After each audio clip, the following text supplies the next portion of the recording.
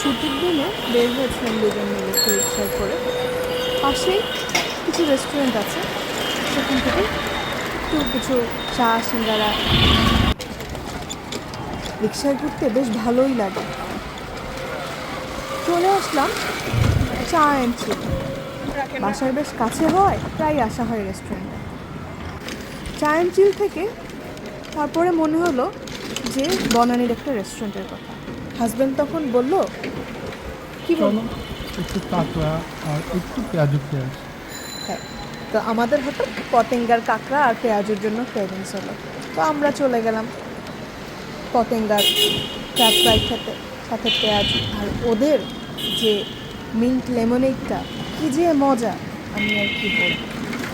তো যেই কথা সেই কাজ, চলছে রিক্সা বনানীর দিকে। আমাদের আবার দুজনের এই রাস্তা দিয়ে রিক্সায় ঘুরতে ভালোই লাগে। কতবার যে গিয়েছি এই রাস্তায় কোনো কাউন্ট নেই। ঢাকা শহরে ঘোরাফেরার জায়গার প্রচুর অভাব, তারপরও আশপাশ থেকে একটু সময় বের করে আমরা চেষ্টা করি নিজেরা একটু রিক্সায় ঘুরে নিজেদের টাইমটাকে একটু মেমোরেবল করে রাখি।